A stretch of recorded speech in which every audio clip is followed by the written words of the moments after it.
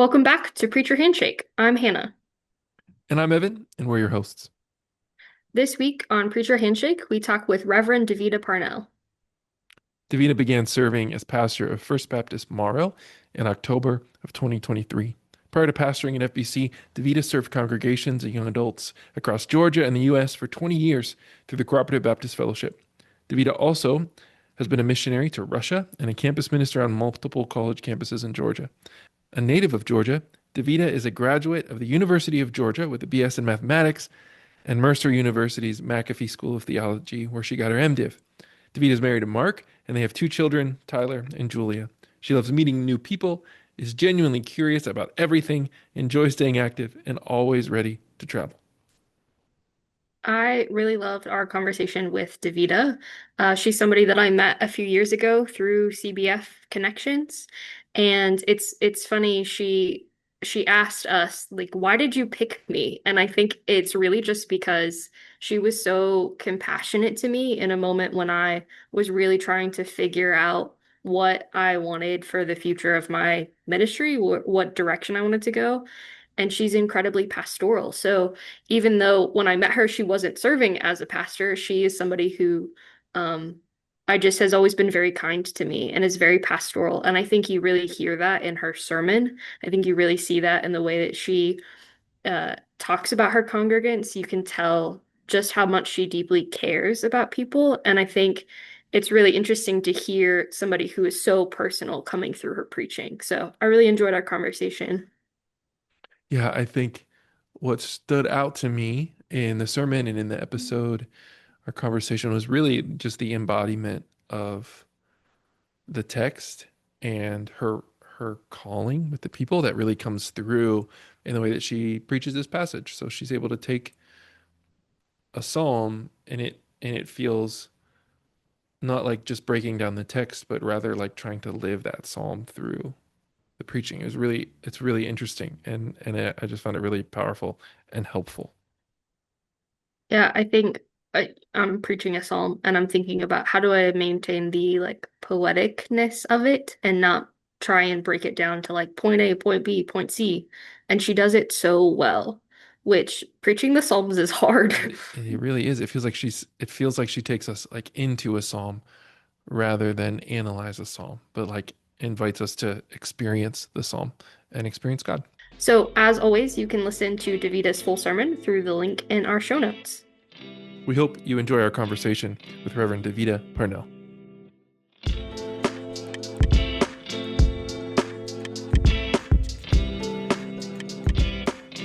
Well, welcome to the podcast, Davita. We're excited that you're here.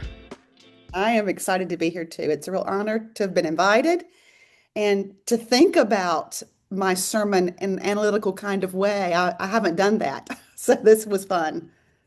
Well, I'm so excited to have our conversation today. One of the things that we ask every guest that we have is, what's your relationship to preaching like? Have you always loved it, recently discovered it, something like that? Well, let me say I've only been pastoring for 2 years, and so, you know, it's still fresh for me. Um, and I think that's why I'm enjoying it is because I haven't done it forever. I used to preach maybe 4 times a year. Of course, now it's every week. And um, I think it's a necessary part of the job for sure. It's not my first love, but it did. And I think when I thought about pastoring in the past, it was something I was really anxious about preaching every week. But in the whole call process, everything about that kind of fell away uh, because I think um, you know, ultimately God was saying that's not the whole job for you, that's not something you need to worry or stress about. And so preaching has definitely been the most difficult aspect of being a pastor, coming at it, you know, fairly late in life or midlife. So it's been the hardest part, yeah, of being a pastor. I enjoy it. But as they always say, it's relentless. And you're like, how am I going to do this yet again? But I just hit my 2 year anniversary yesterday, so I'm definitely celebrating the fact that I've gotten this far. Well, congrats. And Thank I, you. I love preachers who are kind of begrudging preachers because I think having to put that work in and really wrestle with it, you Hmm. know, whether it's same thing as like when you learn how to play an instrument on a really bad instrument, you have to like work extra hard at it. If this is not natural or it doesn't come easy, like I think that Hmm. there's a lot of blessing and strength that comes out of preachers who are a little bit hesitant to get into preaching. Absolutely. Absolutely. So tell us a little bit about your congregation and your context for your sermon that we're going to listen to. Who are they? What are they like? Good. So I pastor First Baptist Church of Morrow, Georgia. The church is about 75 people in size.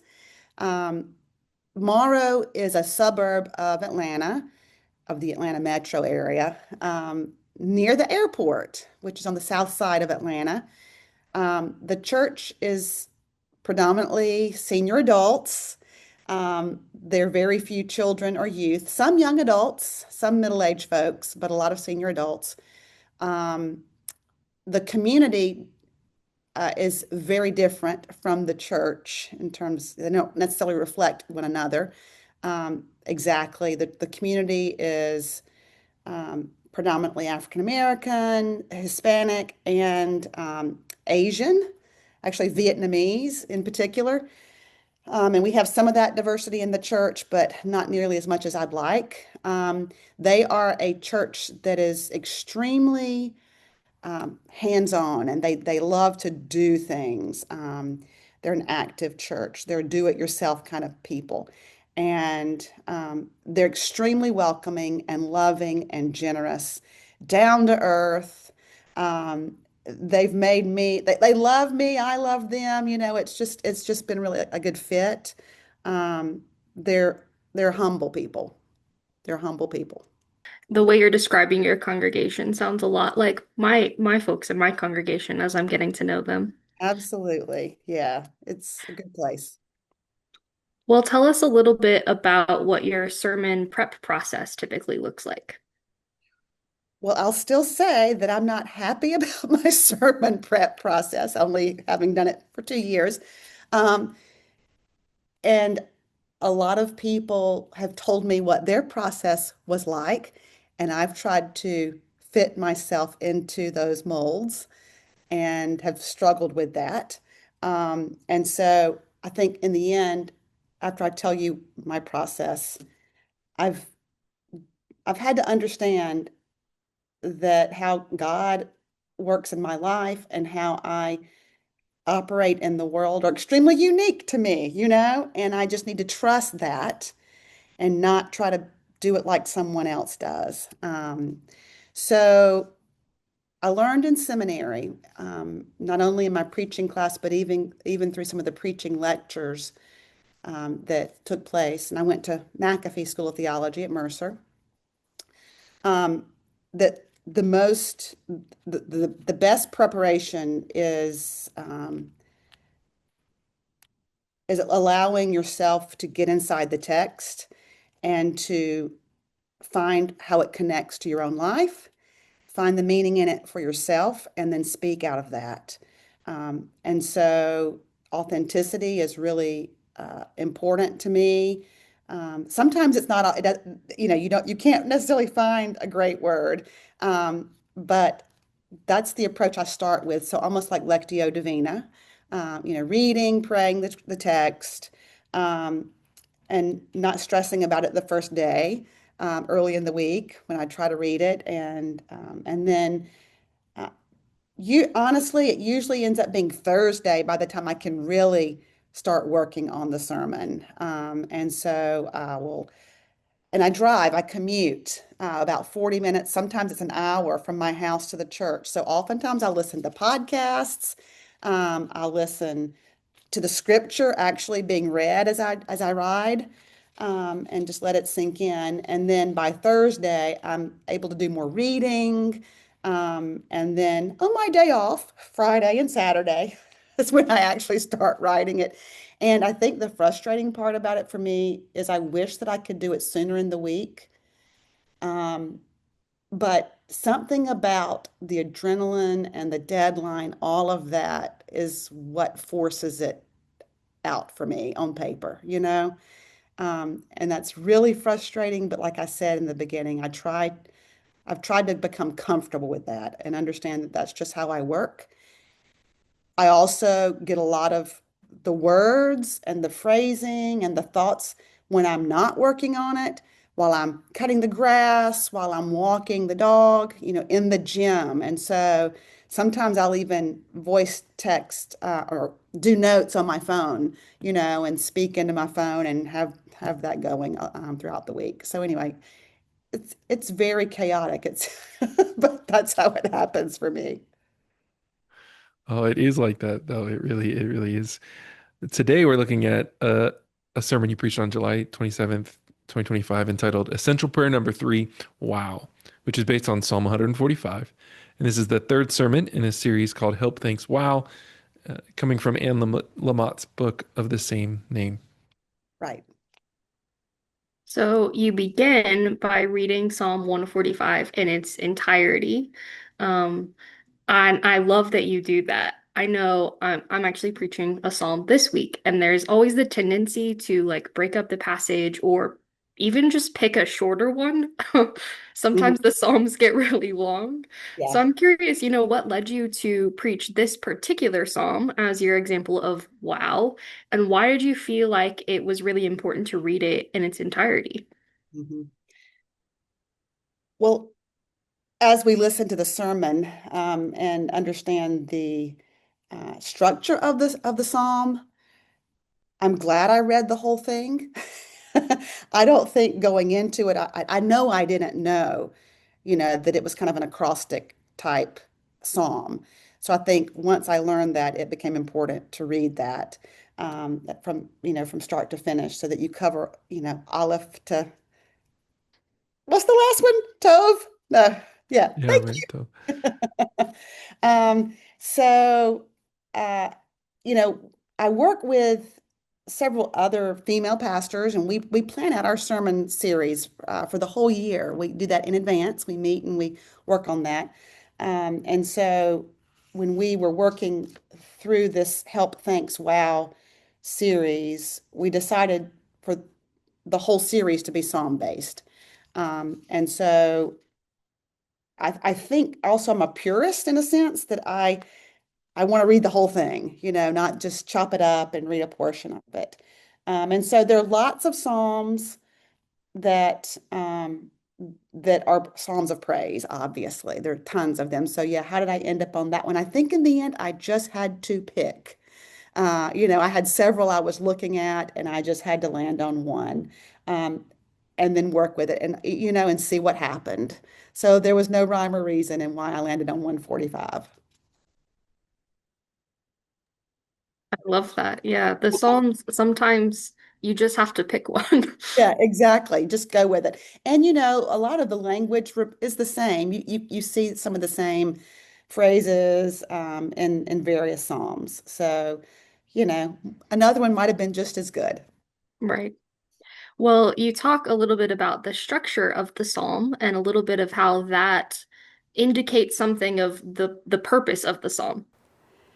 Even the structure, if you looked at the structure of the psalm in Hebrew, it is an acrostic psalm, which means each line of the psalm starts with a different letter of the Hebrew alphabet.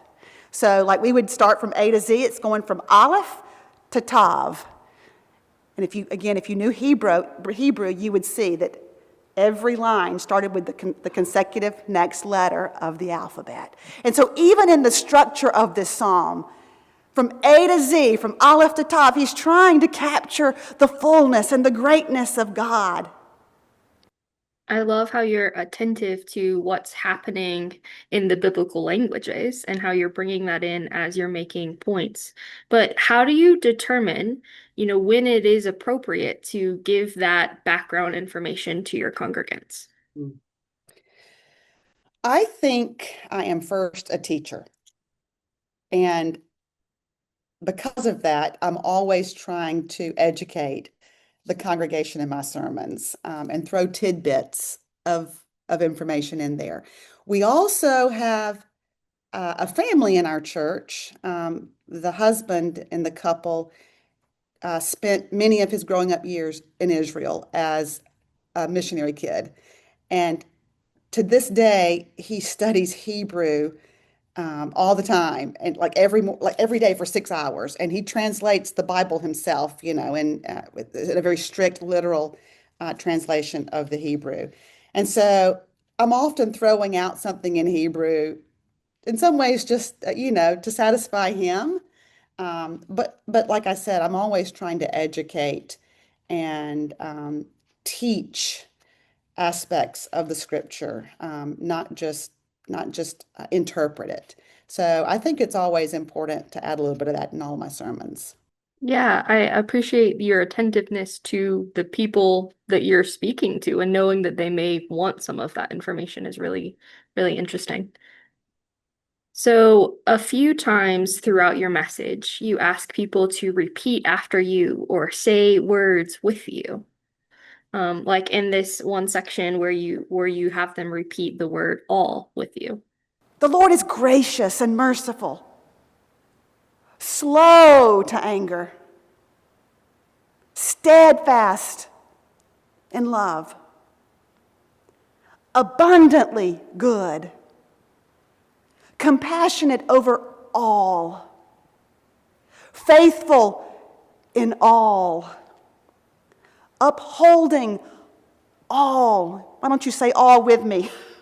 Raising up all, giving food to all in due season, opening his hand to satisfy the desires of all, just in all, kind in all, near to all, hearing the cries of all, saving all, watching over all who love him. The word all is used 16 times in this psalm. Well, it took them a little bit to pick up on what you were doing, I think, but by the end of it, you could hear everyone kind of participating in this.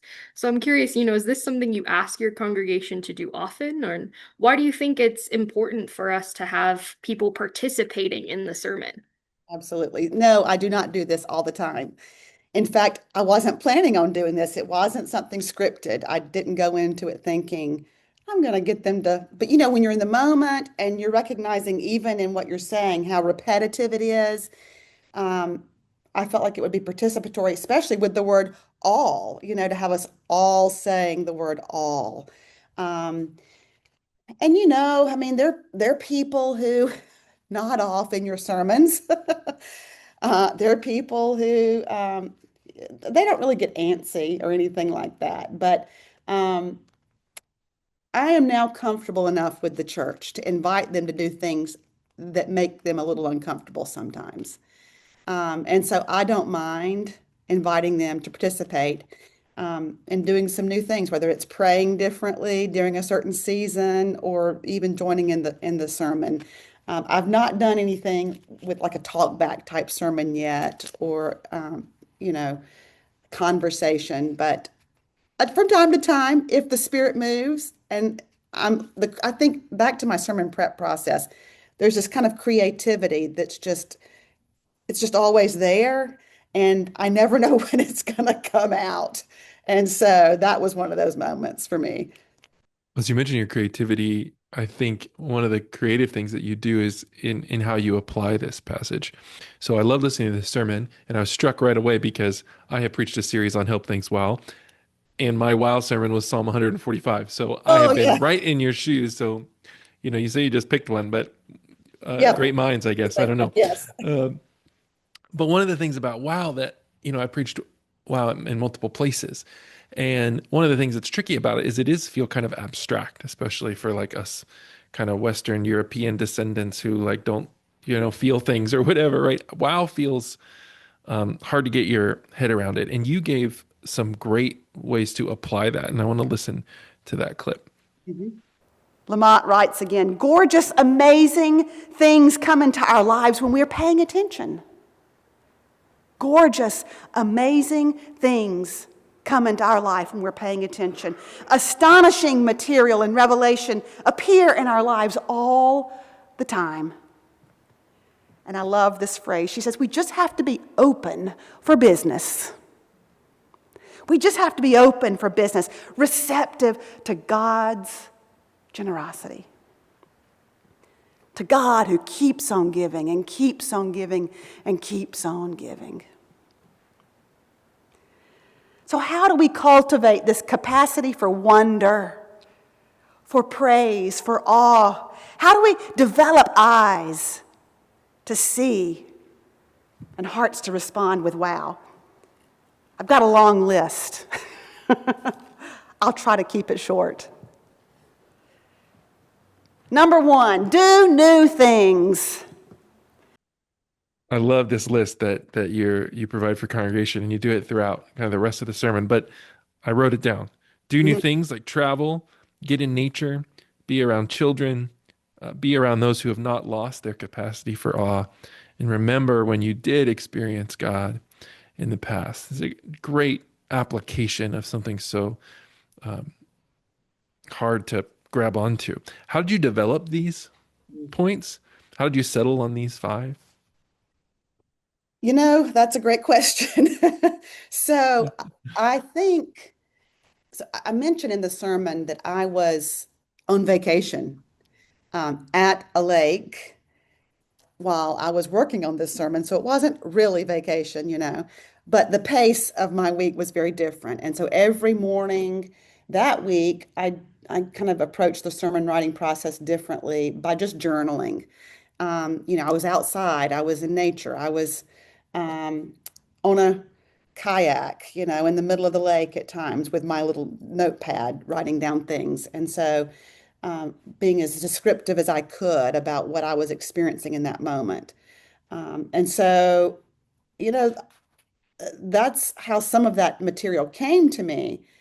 But at the same time, when you think about uh, the soundtrack of your life or something like that, I feel like this is just inherently who I am. So this would be this is all natural. This is just these are things that are a part of me. And so I think it was easy for me to come up with this list because it's just how I approach life.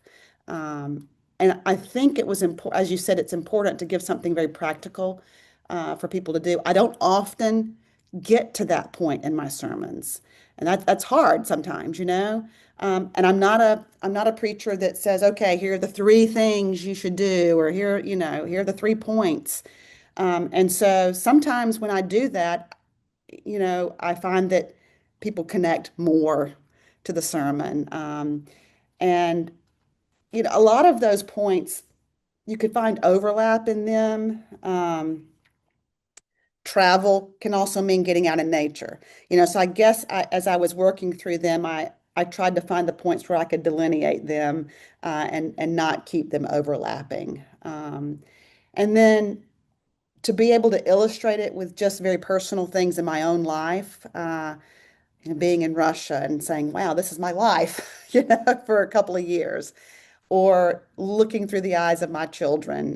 That it just everybody could relate to everything that I said that day. And sometimes you just know you've preached a good sermon because of that. And some days they're not so good. But I think later you ask about connecting with the people. And this was one that really connected with folks and that they remembered and they still talk about. So. That's great. Philip Brooks famously said, preaching is like truth through personality. And it just seems like your personality came all the way through in this in a really beautiful way. And Yeah. that seems to be, I'm sure, why it was so easy for people to connect to it. Thank you. And I remember in seminary too, in that preaching class, the very first sermon I ever preached, I had the manuscript because we had to turn it in for a grade. And the preaching professor said, well, that was not you preaching. You were Mm. hiding behind the manuscript. You've got to get out from behind it. So yeah, I do have a manuscript every week, but that whole point about personality, it's really important that I try to find myself, in the pulpit. and to share that. So thank you. Yeah, you seem really comfortable and seem like it is just you and like we're having a conversation. And I think it probably gives people the freedom to also be themselves. Mm, And especially in a sermon like this, where, it's almost like you're just sharing, these are the ways that you've experienced it. And now you're giving people the freedom to find the ways that they experience. Wow. mhm, It's really neat. But to that, we live in a culture that is constantly vying for our attention, buy this and watch this and do this and all of that. But one of the things that you point out is that we cultivate a sense of wonder through paying attention. So, what advice or encouragement would you give to people as they're trying to discern what's worth giving our attention to? mm. That's a great question. I definitely think slowing down is the most important thing that we can do, uh, because you don't notice that bush in bloom or that sunset if your head is, looking at your phone or whatever, or if you're rushing from place to place. And so um, I definitely think slowing down is really important, a part of that process for discernment. And then, um, because curiosity is an aspect of who I am, um, I try to follow where that curiosity takes me. And so um, it may feel like a distraction sometimes, but what I end up finding is it's exactly like what I needed uh, to nurture my soul and my spirit. And so even if it's, talking about, even if using technology, looking up something, you end up in down a rabbit hole, chasing this link and that link. But sometimes I allow myself to do that because even when in the sermon writing process, and I reflect on the content of my week, all of that somehow gets used in the sermon. It's just material. It's fodder for the sermon. Um, and so, yeah, I mean, I think slowing down is important, but I also think uh, chasing and following after those things that make you curious is really important. I love that. It's like a holy rabbit trail you're There you following. go. There you go. Well, obviously, this sermon in this series is based off of Anne Lamott, but you also reference poetry a few other times in your sermon, like this one Mary Oliver poem. Or simply getting out in nature, which is point number 2. Get out in nature. Get big, but also get small with nature. Poet Mary Oliver, if you don't know her, go read her poems. She's amazing, and she's the poet of small things in nature. She notices and she names the small things. And one of her best-known poems that I love is called The Summer Day. Do you know that poem? Listen. Who made the world? Who made the swan and the black bear? Who made the grasshopper? This grasshopper, I mean, the one who has flung herself out of the grass, the one who's eating sugar out of my hand, who is moving her jaws back and forth instead of up and down, who was gazing around with her enormous and complicated eyes. And now she lifts her pale forearms and thoroughly washes her face. And now she snaps her wings open and floats away.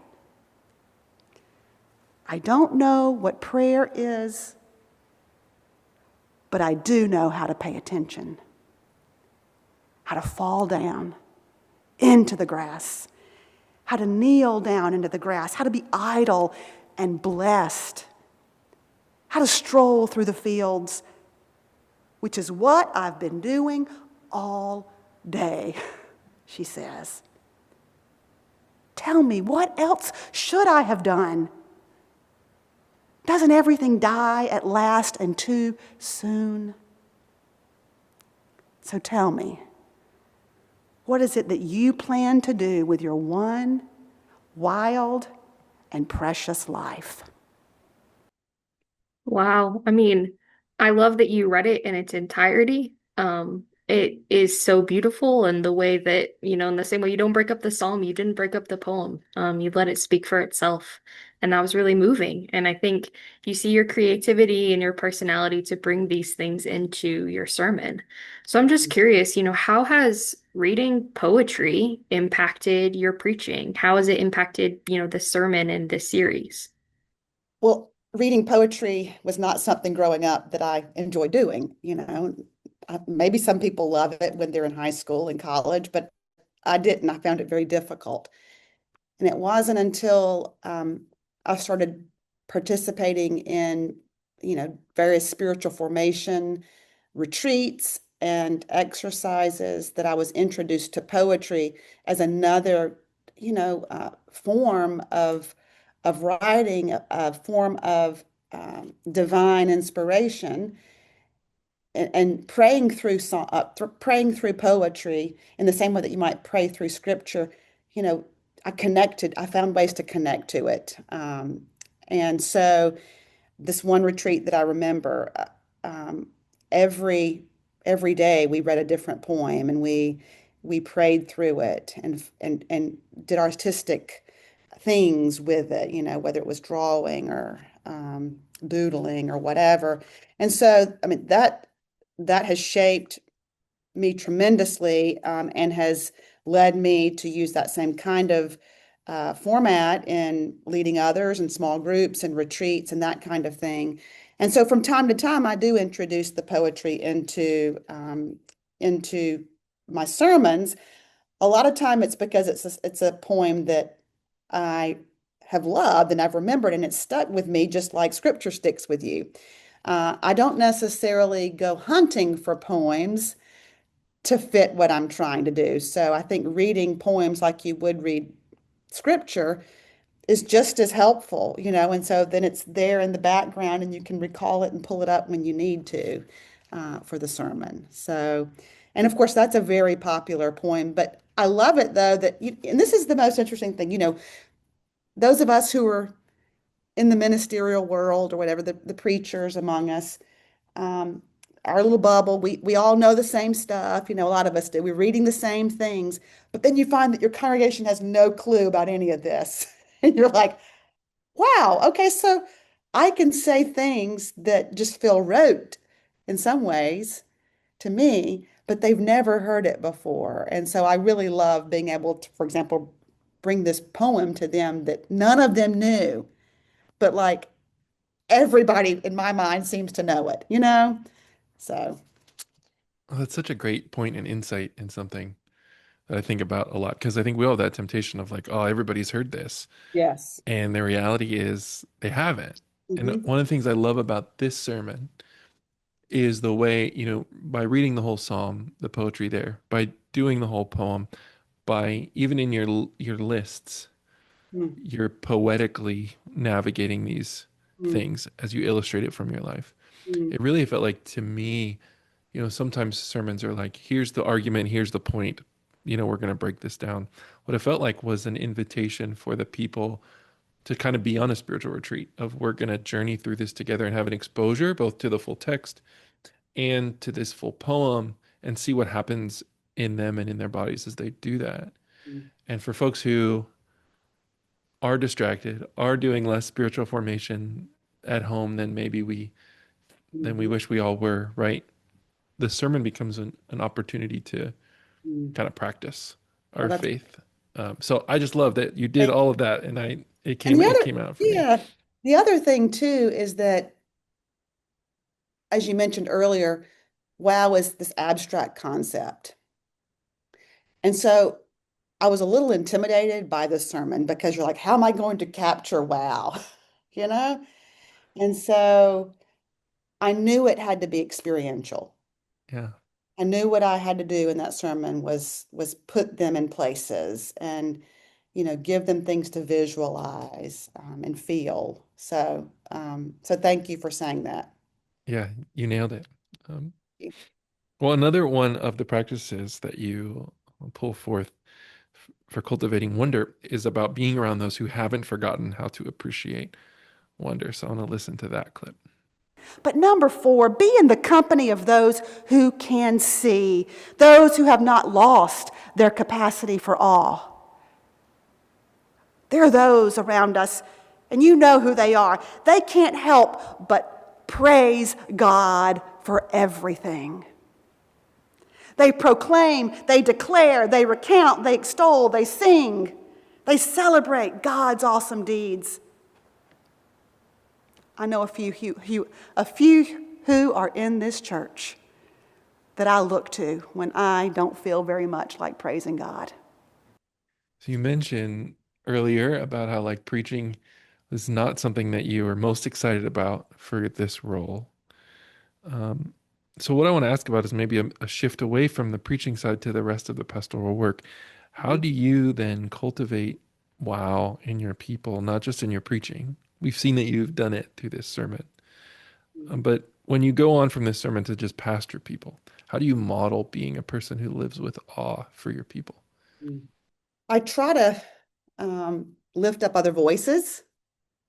So we do testimonies during our worship services, not every Sunday, but we try to invite, especially with certain series, we try to bring in testimony so other people can, as I said in the sermon, share how they are experiencing God. Especially on Wednesdays when we do our prayer time, we give plenty of time for people to share. But also in the way that I have tried to lead, I've modeled experimenting and not just always doing the things that we've always done, and then saying, after we've done it, celebrating, look what happened. Or, actually on Pentecost every year now, I'm trying to do some celebratory type event. We have a lunch, and I might have a slideshow with pictures or a video or whatever, and some testimonies. Because in a state of the church type sermon and lunch, for example, because I want them to be in that practice of reflecting and naming, noticing, and celebrating what God's doing in our church. And I think we have to do that because otherwise, and as I thought about this last week, what are we doing here? We're just coming to church and, just going through the motions. No, we're not. It's got to be more than that. And so I'm trying to always shape their hearts and their minds to pay attention to God in everything. And so, yeah. And even we have a pastoral prayer every week, prayers of the people. And I try to do that in that as well, name the ways that we've seen God work in our church and in our own lives. Well, we're going to shift to some questions that we ask everybody. Okay. And the first is this: what are you most proud of this sermon? I think what I'm most proud of is that they remembered it, that it stuck with them.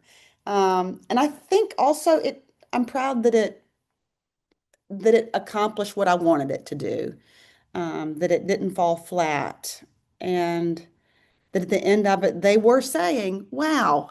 So they came up to me at the end and were like, wow, that was awesome. So I'm really proud of that. It felt good. And then, like I said, they've continued to bring it up. And that whole series was just really good because it gave them simple language that they could remember and that they could share with others. And one lady in particular, she told me she was driving somewhere and she saw this woman who was needing a ride. And so she stopped and picked her up. And that woman began talking about, I don't know, some challenges in her life. And my congregant was able to offer her prayer, this three, these three essential prayers as ways that she could pray when she didn't know what else to pray. And so she was able to say, just tell God help or thanks or wow. So, they began to take ownership of this sermon series and apply it to their own lives, but share it with others. So it's pretty awesome. I love that. We call this podcast Preacher Handshake partially because we think about how often you're done preaching and then the only feedback or comments you're getting about your sermon happens in like the handshake line afterward. Yeah. And it's just good sermon, pastor, and then people move on. And so it's kind of nice when the moments I think that stick out are when you have congregants who are telling you, this is how this is connecting for me. This is the ways I'm still thinking about it. Here's how I'm applying this. Those are Mhm. really special moments. So it's exciting to hear that people are getting that from this series, it sounds like.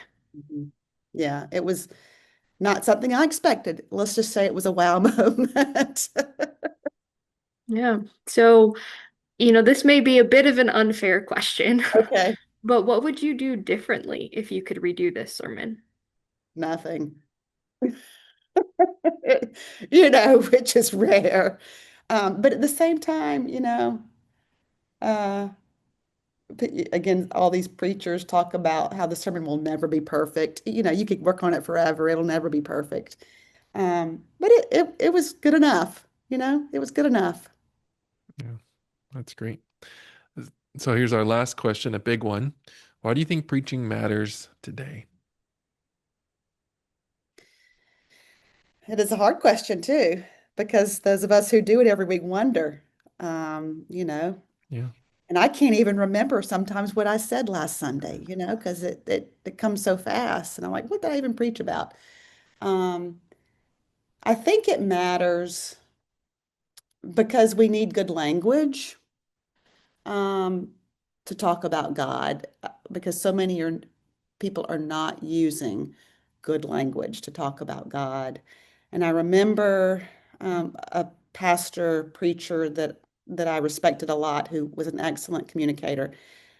Years ago, he talked about the fact that words matter and that words shape people. And I'm finding that to be true as I preach. And it's not just about the one sermon. My husband also went to seminary and he pastored for a little while, but he ended up not doing that beyond a couple of years.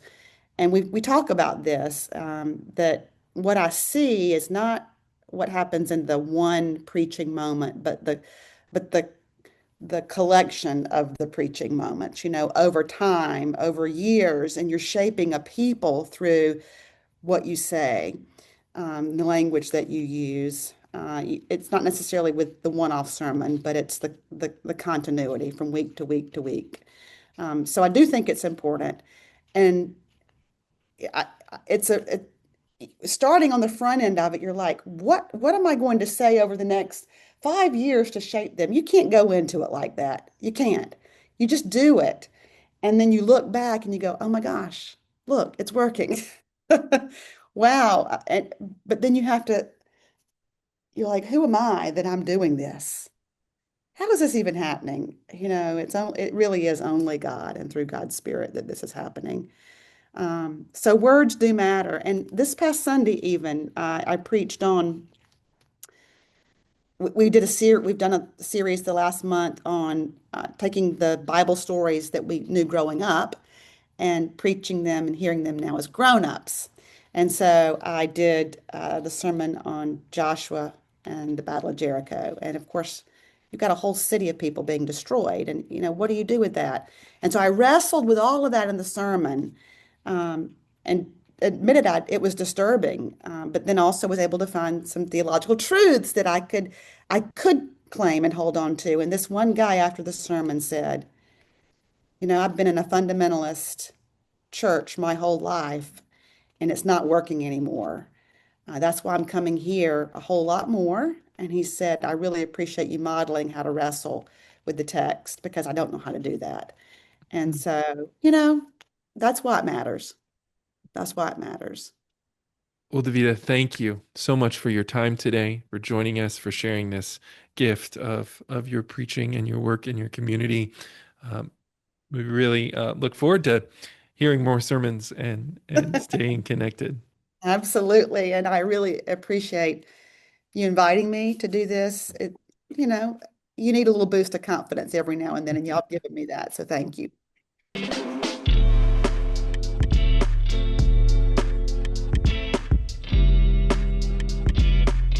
Thanks for listening to our conversation with Reverend Devita Parnell. If you want to keep up with Devita, her work, or listen to her full sermon, check out the links in our show notes. If you enjoyed this episode, please like and follow us on whatever platform you get your podcasts and share with your friends. You can keep up with all things Preacher Handshake on our Instagram at Preacher Handshake, or email us your questions or preacher recommendations at preacherhandshake@gmail.com. Thanks for listening, and see you next time.